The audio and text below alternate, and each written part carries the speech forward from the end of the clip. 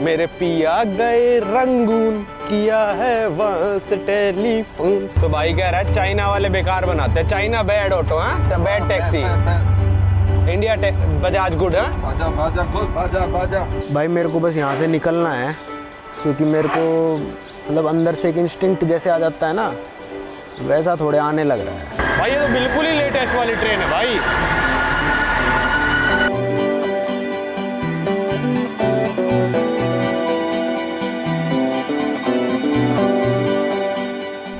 भाई अपने आ गए हैं ऑटो वाले भाई। ओके स्वागत है भाई आप सभी लोगों का एक नई वीडियो में। मैं इस समय हूँ म्यांमार की कैपिटल नेपिडो में, और आज मेरी यहाँ से ट्रेन है नेपिडो से, यहाँ की सबसे बड़ी सिटी, जो इनकी पहले कैपिटल भी होती थी 20 साल पहले तक, रंगून, या फिर आप कह सकते हो यंगून, ठीक है। पर यहाँ पे 2-3 स्टेशन है इस कैपिटल सिटी में। एक तो नेपिडो का मेन स्टेशन जहाँ पे कल मैं उतरा था, पर एक और स्टेशन है पियानमा कुछ कैसे करके है, वो मेरे होटल से पास है। क्योंकि ये जो सिटी है बहुत ही ज़्यादा अजीब है। पिछली वीडियो में आप जाके देखना क्यों अजीब है, यहाँ पे लोग क्यों नहीं रहते, बनाई क्यों गई थी सिटी, 20-20 लेन के हाईवे खाली क्यों पड़े हैं यहाँ पे, ऐसा क्यों है यहाँ पे, वो सब मैंने पिछली वीडियो में बताया था। और पिछली वीडियो में भाई ऑटो वाले मेरे साथ थे, मेरे को पूरा घुमाया था इन्होंने, और फिर मैंने इनको ही कह दिया था कि सुबह आ जाना और मेरे को जहाँ नज़दीकी स्टेशन है उस पर छोड़ आना। हालाँकि मेरी टिकट कटी हुई है उस वाले स्टेशन से, पता नहीं नज़दीकी स्टेशन से बैठने देंगे या नहीं बैठने देंगे, पर कोई सेंस नहीं बनाता, क्योंकि वो वाला स्टेशन वहाँ से मान लो 10 किलोमीटर दूर है और ट्रेन 11 मिनट बाद वहाँ वाले पे पहुँच जाती है। तो पहले मेरा प्लान है यहाँ से चलेंगे भाई मॉल, वहाँ पे खाएंगे KFC, मतलब पैक करा लेंगे, और वहाँ से फिर इसको कह देंगे हमको छोड़ दे स्टेशन पे। तो चलो चलते हैं, दिन की करते हैं शुरुआत, देखते कैसी क्या ट्रेन रहती है। आज हमको जाना है 370 किलोमीटर यहाँ से यंगून, और 5 घंटे में ट्रेन हमको पहुँचा देगी। Let's go bro. ओके चलो भाई का पता नहीं चलता, भाई खुश है सैड है क्या है, पर ठीक है, भाई को पैसे दे रहा हूँ तो खुशी होगा।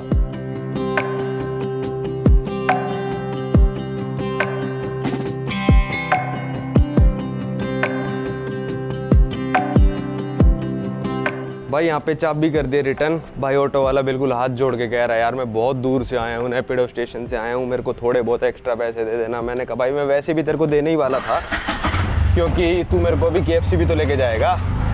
रिसेप्शन वाले भाई इतने मजाकिया कहते मिनी बार से कुछ खाया है। मैंने कहा मिनी बार में कुछ होगा तब तो खाऊंगा, खाली पड़ा था फ्रिज भाई बिल्कुल। जो 2 पानी की बोतल बाहर रखी थी वो ही पी थी मैंने, तो जो फ्री थी वो। तो चलो भाई चलते हैं, यहाँ से पहले KFC से खाना उठाते हैं और स्टेशन पे बैठ के खा लेंगे, वहाँ बैठ के तो क्या ही खाएंगे। चलो भाई ये हम चल चुके हैं अपने सफ़र के लिए। ये नेपिडो का शहर है, ये अपना भाई ऑटो वाला है। भाई ये हम आ गए यहाँ के जंक्शन सेंटर मॉल पे, और चलते हैं अंदर। भाई ये देखो यहाँ पे ना ऐसी पर्ची सी चिपका देते हैं बिल्कुल, मतलब ये टैक्स की पर्ची की 500 टैक्स है, कितना है 1000 तो नहीं है, 100 का है, ये कितने का है। हाँ तो ऐसे चिपका देते हैं। मैंने कई वीज़ाज़ पे देखा है, ऑफिशियल डॉक्यूमेंट्स में, जैसे पोस्ट ऑफिस की स्टैंप होती है ना वैसा। तो भाई ये टोक्यो करी राइस और आइस कॉफ़ी ली मैंने 19,200 की। भाई पिछली वीडियो में मैंने बताया था ना, ऑटो वाला भाई कह रहा कि यार यहाँ पे $100 एक्सचेंज कराओगे तो आपको 4,000 का रेट मिलेगा, पर अगर छोटा कराते हो तो 3,500 का रेट मिलता है। आज सुबह आके मेरे से बोला यार करेंसी एक्सचेंज वाले ने तो मेरे को सिर्फ 3,000 का ही रेट दिया, ये वो। मैं कहा भाई एक काम कर, तू मेरे से कह दे 300 का रेट दिया है। पर मैं समझ गया था कि वो बोल तो झूठ ही रहा है, पर यार उसकी मजबूरी है, गरीबी है यहाँ पे इतनी ज़्यादा ना, और कह रहा मैं बहुत दूर से आया हूँ। तो मेरे को पता था, मैं एक्स्ट्रा उसको वैसे भी देने ही वाला था, क्योंकि मॉल की बात कल हुई नहीं थी। यहाँ पे 5-6 किलोमीटर ऐड हो जाते हैं, तो मैं उसको वैसे भी देने वाला था। फिर मैंने कहा, फिर बिल्कुल हाथ पैर जोड़ने लग गया भाई बंदा कि यार प्लीज़ सर देख लो, दे सको तो आप, ये वो प्लीज़ मेरे को $3 दे दो। मैं कहा 30, कहता नहीं 133 मतलब $13 दे देना आप मेरे को, बस है ना, मेरा काम चल जाएगा ये वो। मैंने कहा चल ठीक है तू ले लियो मेरे से। मैंने कहा $10 दूंगा और फिर तेरे को 10,000, ओके थैंक यू, 10,000 और दे दूंगा तेरे को। तो बोला चलो ठीक है सर कोई दिक्कत नहीं है। वैसे तो मैंने उसको बोला था कि पैक करा के लाऊंगा, पर मेरा मन करके यहीं खाने का, भूख सी तेज़ लगी है तो यहीं खा के चलते हैं। 15 मिनट वो बाहर ही खड़ा रहेगा, क्योंकि उसको कोई काम नहीं है यहाँ पे ऐसा, मतलब 15 ऑटो लाइन में खड़े हैं, कोई ऐसा नहीं है कि भाई बहुत ही ज़्यादा बिजी हैं या क्या है। भाई ये आया है टोक्यो करी राइस। इसमें क्या होता है, राइस होता है, ऊपर करी सी होती है, आलू और ये पॉपकॉर्न से होते हैं। ये भी स्वाद है, काफ़ी करीबी स्वाद है, तो मैंने कल भी खाया था, मेरे को पसंद आया तो मंगा लिया। ये आइस कॉफ़ी मंगाई है। वैसे ड्रिंक कोई भी आप लेते हो, पेप्सी वगैरह तो 3000 की है, लेमन टी लेते हो 4200 की है, और ये कॉफ़ी लेते हो 4700 की है। तो ये काफ़ी महंगी है भाई, मतलब 100 रुपये से, खैर KFC के हिसाब से 100 रुपये तो सही है, वैसे ही मेरे को महंगा लग रहा है क्योंकि इनकी करेंसी थोड़ी ऐसी है ना। भाई फाइनली आज रंगून जा रहे हैं हम। बहुत पहले भाई मैंने गाना सुना था, मतलब बहुत पहले नहीं, बहुत मस्त गाना है, बहुत पहले आया था, 1949 का गाना है। कल भी मैंने दोबारा सुना। तो भाई जब भी मैं गाना सुनता था, पिछली वीडियो में बताया था, मेरे पिया गए रंगून, किया है वहाँ से टेलीफोन, तुम्हारी याद सताती है। तो ये गाना बनाया गया था भाई जब ब्रिटिश के अंदर था ना, इंडिया, बांग्लादेश, पाकिस्तान, म्यांमार, सारा ब्रिटिश एम्पायर के अंडर था। और बर्मा कहते थे इस गाने में, बर्मा का भी नाम लिया है, तब इसका नाम बर्मा ही था जब ये गाना बना था। बहुत सारे वर्कर्स को यंगून भेजा जाता था कि भाई जाके काम करो, प्लांटेशन वगैरह करो, क्रॉप्स वगैरह उगाओ। तो बहुत सारे लेबर्स आते थे, तो उसको डेडिकेटेड गाना था ये कि भाई हमको बर्मा भेजा गया है और पिया मेरे बर्मा चले गए और मैं देहरादून रह गई। तो एक लाइन और आती है उसमें कि क्या था कि हम बर्मा की गलियों में और तुम हो देहरादून, तुम्हारी याद सताती है। तो भाई क्या कहते हैं, बर्मा की गलियों में घूम रहे हो और मैं हूँ देहरादून। तो एक लाइन और आएगी, वो मैं स्टेशन पहुँच के बताता हूँ आपको।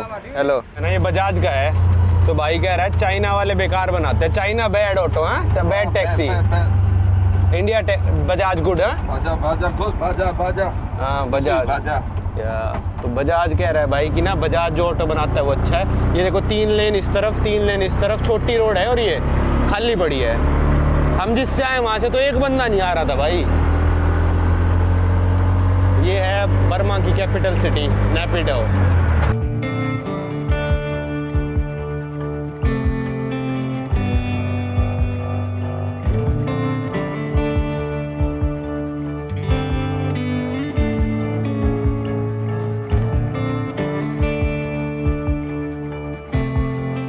भाई यहाँ मैंने अपने ऑटो वाले को रुकवाया। यहाँ देखो भाई कितनी सारी मुर्गियाँ हैं, मुर्गियाँ नहीं सॉरी बत्तख, दूर से मेरे को मुर्गियाँ लग रही थी ये, पर असली में बत्तख हैं, कितनी सारी हैं देखो, है ना। बत्तख दिखाने नहीं रुकाया मैंने इसलिए रुकाया भाई, ये देखो आसपास, ये नेपिडो का एरिया है और ये पूरे का पूरा आप मान लो खेती बाड़ी वाला एरिया है। छोटे छोटे घर हैं, खेती बाड़ी, दूर वाली रोड पे आ गए। पर आप ये देखो इस गांव में भी इन्होंने कैसी रोड बना दी जिस पे कोई भी नहीं आ रहा है, एक ही बाइक वाला आ रहा है, और इतनी मतलब इतनी चौड़ी रोड, बीच में इतना बड़ा डिवाइडर बना दिया, और उस तरफ भी इतनी चौड़ी रोड जिस पे भी कोई नहीं आ रहा। हम कई सारी रोडों पे आए हैं जिस पे भाई कोई भी नहीं आ रहा बंदा, देखोगे तो आप, वो देखो एक ऑटो वाला आने लग रहा है। म्यांमार की नई कैपिटल से, जो कि सिर्फ 21 साल पहले यहाँ के मिलिट्री रूलर ने बनाई है अपनी सेफ्टी के लिए। ये सब आप पिछली वीडियो में जाके देखना। ये रोड तो कुछ भी नहीं है भाई, जैसे खाली पड़े गांव के अंदर बना दी। 20-20 लेन के हाईवे खाली पड़े हैं भाई यहाँ पे, 16-16 लेन, 12-12 लेन के हाईवे खाली पड़े हैं। एक ऑटो चल रहा है, 2 ऑटो चल रहे हैं, 5 गाड़ियाँ, 4 गाड़ियाँ ऐसे। और अब हम जाएंगे, आज हम जा रहे हैं म्यांमार की असली कैपिटल, जो पहले थी बहुत पहले के समय से, उसका भी नाम चेंज कर दिया गया। जैसे इस देश का नाम चेंज कर दिया गया ना, बर्मा से म्यांमार 1989 में, ये भी मिलिट्री ने करा था। बर्मा नाम कैसे पड़ा था, यहाँ पे ब्रिटिशर्स ने इनको बर्मा नाम दिया था। बामर जो इनकी ट्राइब है, सबसे बड़ा एथनिक ग्रुप म्यांमार में बामर का है, तो उससे बर्मा बना दिया था। इसके बारे में और बात करेंगे कि क्यों नाम चेंज करा। रीज़न तो एक ही है भाई कि वो कहना चाहते थे कि भाई हम कॉलोनियल पास्ट से दूर जाना चाहते हैं, इसलिए नाम चेंज कर दिया। पर लोगों ने अभी भी एक्सेप्ट नहीं करा, लोग आज भी इसको बर्मा ही बोलते हैं। मेरा ऑटो वाला भी बोल रहा है कि भाई बर्मा ही नाम है। रंगून का भी नाम यंगून कर दिया, तो इसके बारे में बात करेंगे। अभी एक लाइन और बची है गाने में से, वो मैं आपको भी बताता हूँ। तो जो लाइन है भाई वो आखिरी में बोलते हैं, यहाँ के पहनावे को लेके बंदा बोलता है, क्योंकि वो बंदा देहरादून से गया है, जो मतलब गाने में जिसका रेफरेंस दिया गया है। यहाँ लुंगी पहन के करे गुजारा, भूल गए पतलून, तुम्हारी याद सताती है। तो भाई यहाँ पे ज़्यादातर लोग लुंगी पहनते हैं। जैसे कल आपने मेरा ऑटो वाला देखा होगा, लुंगी पहन के आया था। पर ऐसा नहीं है कि सभी लोग पहनते हैं डेली बेसिस पर हाँ ज़्यादातर लोग आपको लुंगी पहने दिखाई देंगे। पर आजकल लोग पैंट भी पहनने लग गए। तो वो यही कह रहा है कि भाई यहाँ पे लुंगी पहन के गुजारा करना पड़ रहा है, मैं तो अपनी पैंट भूल ही गया हूँ। हालांकि जो नॉर्थ इंडिया है, धोती हम पहनते थे, आज भी पहनते बड़े बुजुर्ग, पर काफ़ी कल्चर चेंज हो चुका है। Okay, oven, let's go. पता नहीं भाई इस बंदे का नाम मेरे को अभी तक नहीं पता चला, पता नहीं क्या बोल रहा था। ये भाई ने चश्मा लगा लिया, nice. I am oven, yes yes. चलो भाई बड़ा खुश है। कल थोड़ा रूड सा लग रहा था मेरे को, पर कल शाम को ही मैं समझ गया था भाई बंदा बढ़िया है, तो इसलिए मैंने इसको आज अपना ये छोड़ने की जिम्मेदारी दी है, और एक्स्ट्रा पैसे भी देंगे, क्योंकि वैसे इतना सस्ता देश है, क्या $2-4 पे। पर ऐसे किसी को बांटते मत फिरो कि भाई बिना मांगे मत दो। अगर कोई मांग रहा है और अच्छा काम कर रहा है तो आप दे दो। देखो एक और रोड बिल्कुल खाली, कोई भी नहीं है भाई। इतनी चौड़ी रोड है ना, गांव में बना दी इन्होंने। ये देखो भाई, एक और इतनी चौड़ी रोड आ गई। 1 2 3 4 4 और 4 8 लेन, और बीच में डिवाइडर भी नहीं है भाई। ये नेपिडो से हम बाहर आ गए, मतलब है नेपिडो पर साथ में गांव है पिनमना, और यहाँ पे थोड़ी रिहाइश दिख रही है। वरना मेरे होटल के बाहर तो भाई ये मान लो पानी की बोतल भी खरीदने मेरे को लगता नहीं कि कोई दुकान मिलती, मेरे को कोई थी नहीं दुकान। ये तो एक गांव टाइप आ गया बिल्कुल। गांव तो इसको कैसे कह सकते हो आप, मतलब आउटस्कर्ट्स आ गए। तो यहाँ एक रेलवे स्टेशन है जिससे हम जाएंगे।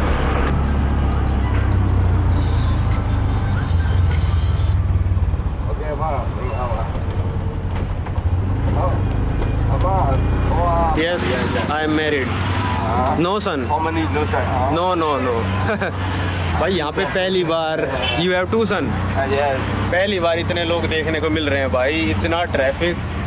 ये गांव बहुत पहले से है, नेपिडो बसने से पहले से ये गांव है। तो पीछे स्कूल था, तो पेरेंट्स आ रखे थे, तो मैंने पूछ लिया भाई तेरे बच्चे हैं? कहता हाँ 2 बच्चे हैं। फिर मेरे से पूछ लिया कि तू शादीशुदा है? मैंने कहा हाँ भाई शादी हो रखी है, बच्चे नहीं है। भाई यहाँ पे पहुँच गए हैं हम पिनमाना रेलवे स्टेशन, और यहाँ पे भाई अपने ओवन भाई bye bye, okay nice meeting you. भाई ये आ गया था मैं पिनमाना रेलवे स्टेशन, और आप देखोगे उस साइड मेन प्लेटफॉर्म है, कितनी भीड़ है भाई यहाँ पे। मेरे को लग रहा है 2 ट्रेनें आएंगी, वरना एक में तो इतने बंदे नहीं जा सकते। मैं कोने में आके वीडियो बना रहा हूँ यहाँ पे। यहाँ बैग रखा है, बैठने की जगह है ही नहीं कहीं पे, ज़मीन पे ही बैठना पड़ेगा। कोई दिक्कत नहीं है, बैठ जाते हैं। आने वाली है शायद अभी कोई ट्रेन, इसलिए अनाउंसमेंट चल रही है। आगे बैठते हैं जहाँ पे खाली है ना, भीड़ भड़क्के में बैठने का फ़ायदा नहीं। यहाँ पे एक अबैंडन ट्रेन खड़ी है। तो जो मेरी ट्रेन है वो चलेगी नेपिडो स्टेशन से 12:30 बजे, और यहाँ पे पहुँचेगी 12:41 पे। यहाँ से 10 किलोमीटर दूर है स्टेशन, बाय रोड 12-13 किलोमीटर है, तो ऑलमोस्ट 11 मिनट में यहाँ पे पहुँच जाएगी। पर अभी जो टाइम हो रहा है भाई, बहुत जल्दी आ गया था ऑटो वाला ना, तो मैं भी रेडी था तो मैं आ ही गया। 11:55 तो ऑलरेडी हो चुके हैं वैसे, पर मेरे को जहाँ तक लग रहा है कि 2 ट्रेनें आएंगी। पर भाई कल मैं ट्रेन की सीट चेक कर रहा था, जिस ट्रेन में लोकल वाली में आए थे ना, उसके अलावा भाई किसी ट्रेन में एक भी सीट अवेलेबल नहीं थी। क्योंकि यहाँ पे ट्रेन्स मेरे को लग रहा है इन्होंने लेटेस्ट वाली कर दी हैं, और फास्ट भी कर दी। यहाँ से रंगून है भाई 380 किलोमीटर, और जो टाइम लगाएगी ट्रेन ऑफिशियली 5 घंटे सिर्फ, तो मतलब 74 किलोमीटर पर आवर की एवरेज स्पीड आई है। तो मतलब 100 तक भी चलेगी मेरे को लग रहा है ट्रेन फिर। तो इसलिए लोग अब ट्रेन भी प्रेफर कर रहे हैं। बस का किराया ट्रेन से ज़्यादा है काफ़ी, तो बस लोग प्रेफर नहीं करते हैं यहाँ पे लोग इस टाइम पे ट्रेन प्रेफर करें, क्योंकि नई ट्रेन आ चुकी। पर जो लोकल वाली ट्रेन थी जिसमें मैं कल आया था, वो अगर आप यहाँ से बुक करना चाहते हो और रंगून जाना चाहते हो तो सीट्स अवेलेबल रहती हैं। उस वाली की इतनी जल्दी सोल्ड आउट नहीं होती हैं। तो वेट करते हैं यहाँ पे, 40-42 मिनट में ट्रेन आ जानी चाहिए हमारी, और फिर हम चलते हैं अपने रंगून की तरफ। मेरे को भाई तुम बर्मा की गलियों में, हाँ भाई बर्मा की गलियों में घूम रहे हैं अभी हम। और मैं जब भी गाना सुनता सोचता था यार रंगून जाऊँगा कैसा शहर होगा, आज जा रहा हूँ। मैंने सुना है रंगून काफ़ी अच्छा शहर है, तो देखेंगे कैसा क्या है। हाँ, जो मैंडले से ट्रेन 8:30 बजे चलती है, उसका इस वाले स्टेशन पे 8:30 नहीं सॉरी 7 बजे जो ट्रेन चलती है उसका यहाँ पे पहुँचने का टाइम है 12:03। वो फास्ट वाली है, हाँ फास्ट वाली 12:03 उस ट्रेन का यहाँ पहुँचने का समय है। तो अब शायद वो आने वाली है। थोड़ी इनकी वेबसाइट ना ऐसी है, जैसे मान लो मेरे को नेपिडो से रंगून ट्रेन बुक करनी है तो उस लाइन वाइज नहीं दिखाएगा, ये दिखाएगा जहाँ से ट्रेन शुरू हो रही है। तो मेरे को पता ही नहीं था यहाँ से 12 बजे भी कोई ट्रेन चलती है, क्योंकि जो यहाँ से ट्रेन ओरिजिनेट हो रही थी वो 12:30 दिखा रही थी। एक दिखा रहा सुबह 7 बजे 8 बजे, मेरे को लगा यहाँ से सुबह 7-8 बजे चलती है, पर ऐसा नहीं है। वो मैंडले से 7 बजे चलती है, तो इनकी वेबसाइट वो दिखाती है कि मैंडले से कितने बजे चल रही है ट्रेन। तो अभी आने वाली होगी ट्रेन, इसमें बैठेंगे शायद लोग, और आधी जनता तो चली जाएगी, क्योंकि मेरी वाली ट्रेन भी फुल है, तो उसमें भी जनता तो फुल ही होगी। भाई वो आ गई ट्रेन, और बिल्कुल टाइम पे आई है भाई। मैं सच बताऊं आपको तो 12:03 हो रहे हैं, एकदम टाइम पे कैसे आ गई भाई म्यांमार में। कल लोकल वाली लेट हुई थी, आई तो कल ये भी टाइम पे थी बीच में ना। ये देखो भाई, इस ट्रेन पे लिखा है एक्सप्रेस 6 नंबर है, ये मेरी 8 आएगी, 8 डाउन है मेरी। ये मैंडले से आ रही है, मेरी नेपिडो से आएगी। भाई यहाँ तो एक और ट्रेन आ गई, इस साइड भी आके लग गई, ये जा रही होगी अब।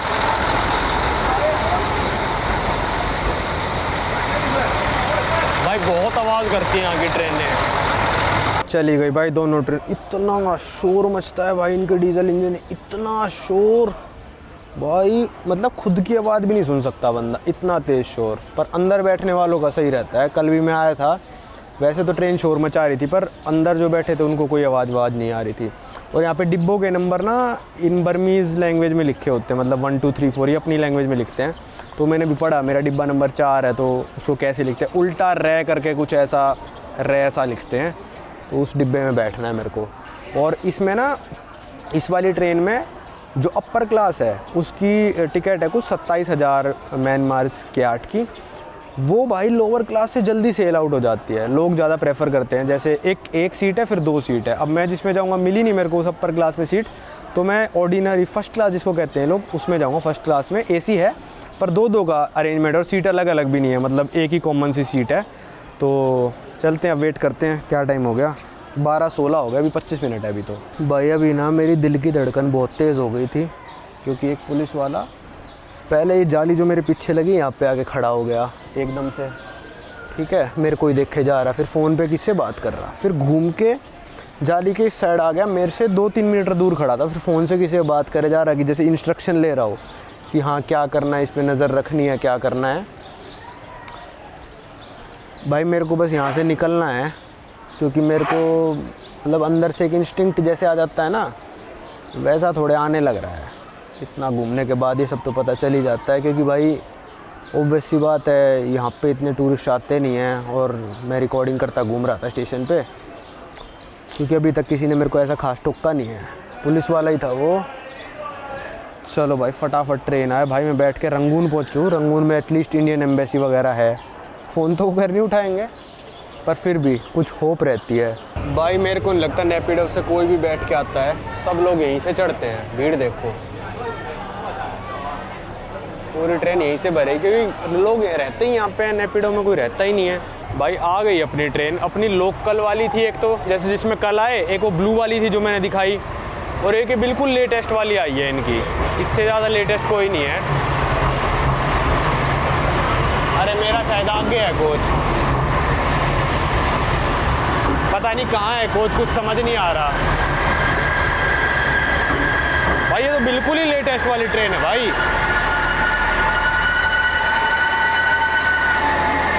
आगे है मेरा कोच, मेरे को लगता है। नहीं यार, पीछे भी लिखा है।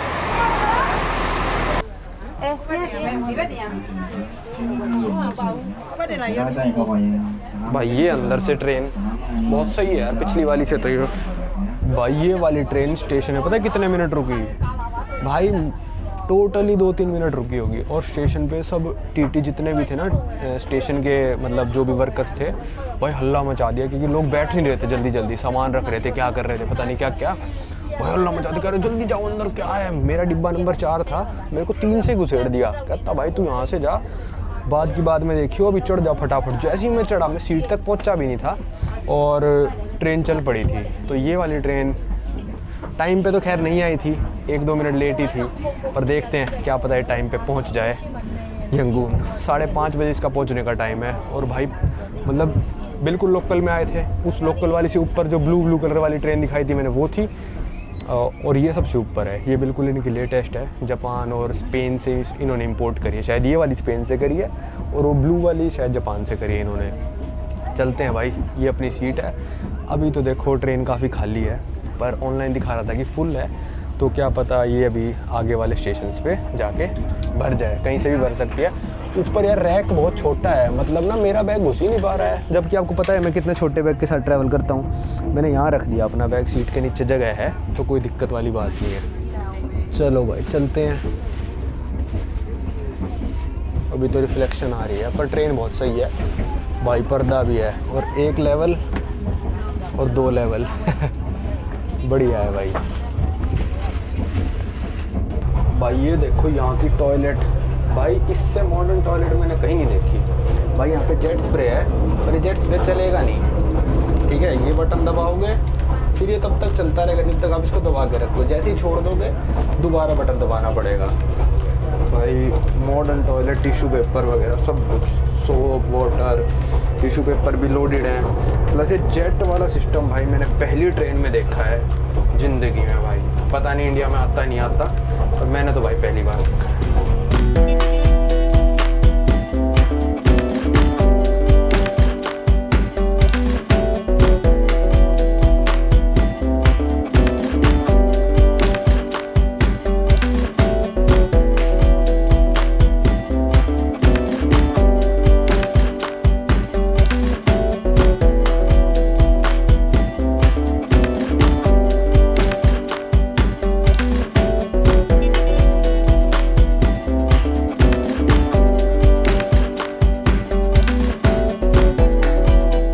पहुंचने वाले यंगून, और ट्रेन लगभग आधा घंटा डिले चल रही है। 5:30 बजे पहुंच जाना चाहिए था, 5:51 हो चुके हैं। और टिकट चेक करने 2 बार आए, 2 लोग आए अलग अलग। एक तो आया भाई पुलिस वाले के साथ, बंदूक पुलिस वाले के साथ बड़ी सी, और जो लोकल लोग थे उनसे आईडी वाईडी मांगी, टिकट मांगी और उनकी फ़ोटो खींच के ले गए टैब में अपने।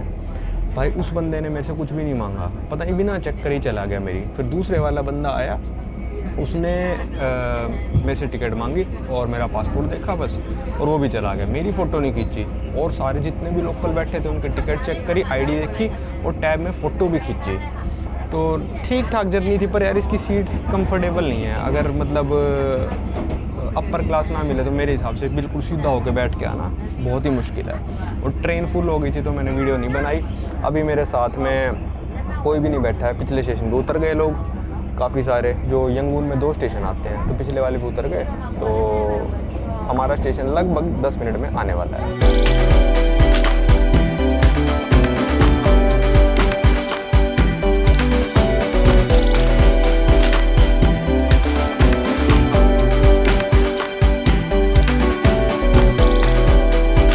लो भाई ये पहुंच गए हम रंगून के स्टेशन पे, और भाई बिल्कुल खाली पड़ा है, किसी भी प्लेटफॉर्म पे कोई भी ट्रेन नहीं खड़ी, ना किसी ट्रेन को जाना होगा अभी, पर आउटर में रोक रखी थी ट्रेन। चलो भाई उतरते हैं ट्रेन से।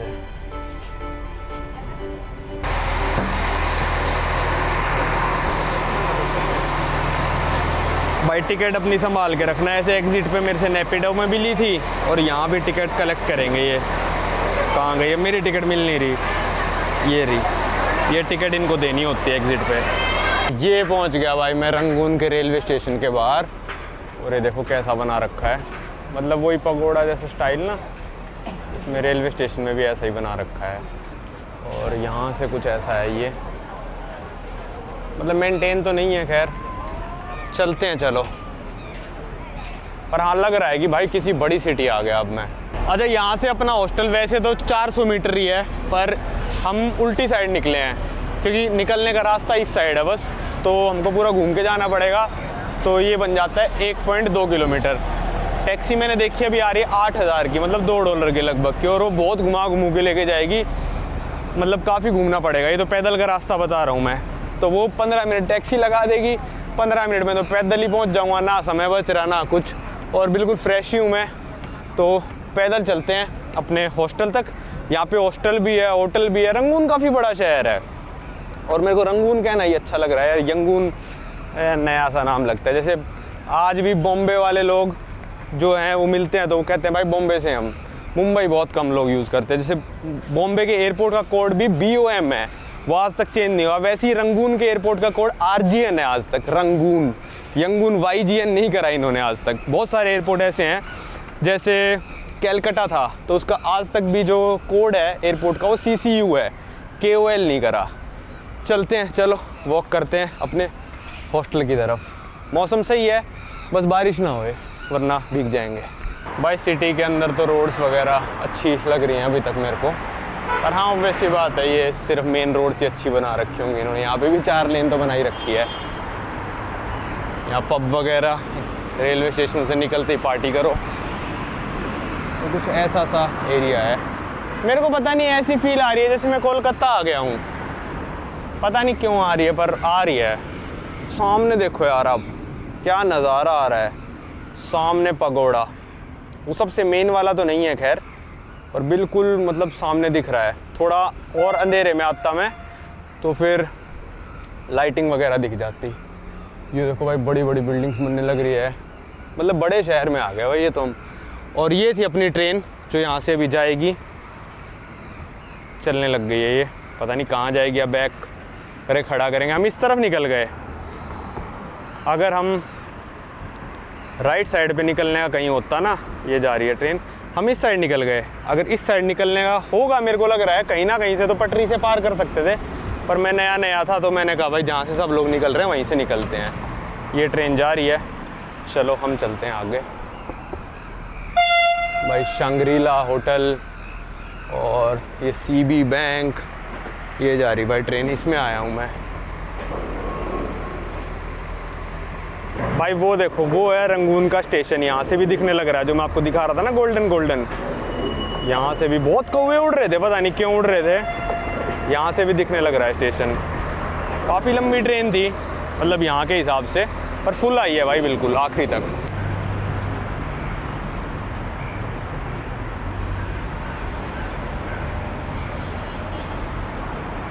भाई ये जा रही है यहाँ की लोकल रिक्शा, आप इसमें बैठ के सवारी कर सकते हो, हालांकि टैक्सी जितना ही प्राइस पड़ेगा।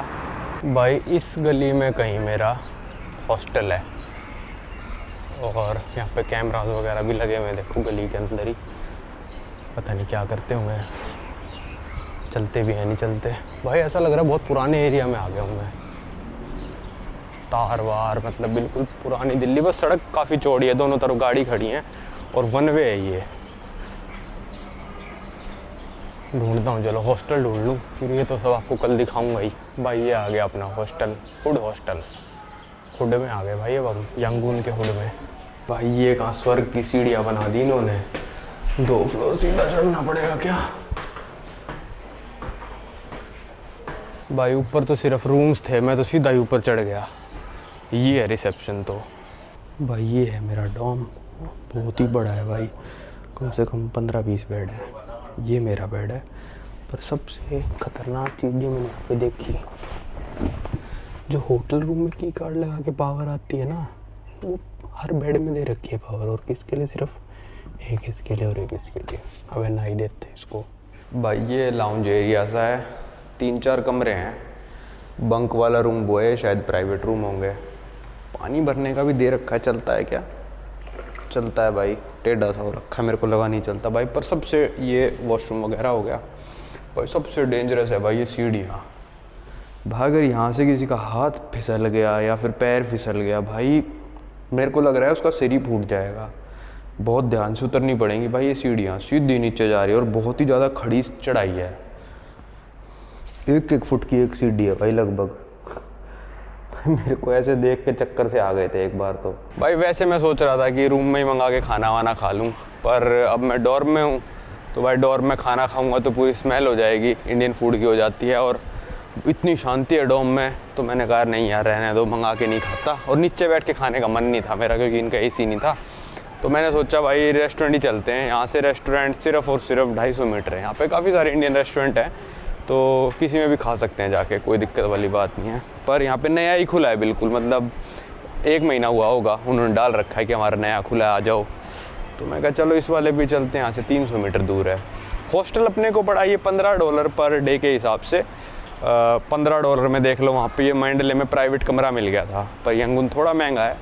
प्राइवेट कमरा मिल जाता है मेरे को लग रहा है $20-25 में, पर हॉस्टल में क्या रहता है ना, वाईफाई वगैरह बड़ा बढ़िया लगाते हैं लोग, कि बहुत सारे लोग आके रुकेंगे उसके हिसाब से। तो मैं हॉस्टल ही प्रेफर करता हूँ, थोड़ा मन सा भी लग जाता है लोग वगैरह को देख के। अब तो काफ़ी देर हो चुकी, होटलों में रुक रहा था। चलो चलते हैं खाना खाने। आज इंडियन खाना खाएंगे। वैसे तो म्यांमार इंडिया का पड़ोसी है, पर मैंडले और नेपिडो में मेरे को तो ख़ास इंडियन खाना मिला नहीं। मतलब पराठी मंगाता था मैं, वो भी इतने ख़ास नहीं थे। भाई ये पहुंच गया मैं Salwa, the taste of India, the royal taste of India. भाई पहली बार मैंने रेस्टोरेंट देखा है जिसमें मेन्यू के अंदर प्राइसेस ही नहीं लिखे हुए। या यू थिंक आई दिस, हाँ भाई यहाँ पे मैं आया, पहले तो मेन्यू दे दिया मेरे को, बिना प्राइस वाला मेन्यू। अरे भाई बिना प्राइस वाला मेन्यू कौन सी दुनिया में मिलता है भाई? किसी को क्या ऑर्डर करना है, क्या रेट आएगा उसका, किस, अरे भाई कैसे हो सकता है बिना प्राइस का मेन्यू? ये तो मतलब फ्रॉडबाजी होती है जब होता है बिना प्राइस का मेन्यू। फिर अच्छा वो मैंने पूछ लिया कि भाई कार्ड लेते हो? कहते नहीं, MMK पे, मतलब वो जो UPI की तरह यहाँ का पेमेंट सिस्टम है वो लेते हैं हम बस। और मैंने कहा भाई इतना बड़ा रेस्टोरेंट खोल रखा है, तुम कार्ड एक्सेप्ट नहीं करते यार? मैं तो सुन के हैरान हो गया, ऐसा आलीशान रेस्टोरेंट बना रखा था, अंदर से कार्ड नहीं लेते। अरे KFC यहाँ कार्ड ले रहा है, सब लोग कार्ड लेते हैं, MMK पे क्या होता है? वो भाई बिना में प्राइस का रेस्टोरेंट भाई। और ये ग्रैब से भी ऑर्डर कर सकता हूँ मैं, इसी सेम रेस्टोरेंट से मैं ग्रैब से ऑर्डर करके घर पे बुला सकता हूँ अपने, और कार्ड से पेमेंट कर सकता हूँ। ग्रैब कार्ड लेता है तो ग्रैब इनको पता नहीं पेमेंट कर देता हो, और ग्रैब से सस्ता भी पड़ेगा, और ग्रैब पे प्राइसेस भी लिखे होते हैं। भाई ये तो बड़ा अजीब रेस्टोरेंट था। मतलब मेरे को ऐसा नहीं लगा कि फ्रॉड करना चाहते हो, तो ऑब्वियस सी बात है, बहुत सारे इंडियन बैठ के खा रहे थे, पर बिना प्राइस का मेन्यू कौन सा होता है भाई? ये क्या बकवास हुआ? तो फिर मैं तो उठ के आ गया। मैंने कहा भाई कार्ड लेते ही नहीं तो मैं तो खा ही नहीं सकता, मेरे पास है ही नहीं, कैश ख़त्म हो चुका मेरा। तो चलो अब आसपास देखते हैं कुछ और, या फिर इसी रेस्टोरेंट से ऑर्डर करते हैं और फिर अपने रूम पे मंगा के खाएंगे। भाई मेरे पीछे सड़क देखो आप, खाली। इस साइड से तो कोई आ भी नहीं सकता, वन वे है, खाली। ये इसलिए है भाई, यंगून में 11 बजे के बाद कर्फ्यू लगा देते हैं और कर्फ्यू का उल्लंघन नहीं कर सकते। इसलिए मैं देख रहा सारे रेस्टोरेंट, जितने भी इंडियन रेस्टोरेंट हो, KFC तो 8 ही बजे बंद कर देते हैं। इंडियन रेस्टोरेंट हो 8:30 9 बजे तक सारे बंद हो जाते हैं। मैंने अभी उसी वाले रेस्टोरेंट पे, सलवा जलवा क्या नाम था उसका, उसके मैंने ऑर्डर करी बिरयानी। भाई ऑर्डर हो गया, लिखा आ गया किचन में प्रिपेयर हो रही है ये वो, फिर कैंसिल कर दिया कि डिलीवरी ड्राइवर नहीं है आसपास। अब शायद आ गया है फूड पांडा वाला, तो मेरे को पता चला फूड पांडा से भी ऑर्डर कर सकते हैं, सिर्फ ग्रैब से नहीं कर सकते, फूड पांडा से भी कर। फूड पांडा, अरे भाई तो एक दो भाई मिल गया, उसने बताया कि फूड पांडा से कर लो। फूड पांडा या भाई, तो ये भाई साइकिल पे आया देखो ऑर्डर लेके, तो okay Onion dosa. Onion dosa, yes okay thank you. मैं कह रहा यार अब रात को खा पाएंगे नहीं खा पाएंगे, मैं तो भूखा सोने चल पड़ा था, क्योंकि लगभग रेस्टोरेंट 9 बजे यहाँ बंद हो जाते हैं। क्लब्स वगैरह बार्स वगैरह जो हैं 11 बजे बंद हो जाते हैं। 11 बजे का तो कर्फ्यू ही है, वही आपको पता ही, यहाँ की सरकार है नहीं। तो फिर भाई फूड पांडा डाउनलोड करा मैंने, उसमें देखा डोसे का आर नहीं लग रहा है, तो मैंने, एक ही रेस्टोरेंट खुला था और भाई भी देखो साइकिल पे आया, तो मैंने इसको टिप भी दे दी थी। जब साइकिल पे जाएगा भाई अब बंदा, तो मैंने ऑप्शन आता है ना टिप का, उसमें मैंने इसको 1000 के 8 टिप भी दे दी थी। चलो भाई इस वीडियो को रखते हैं यहीं तक, अब आपको मिलेंगे अगली वीडियो में। कल घूमेंगे यंगून का शहर।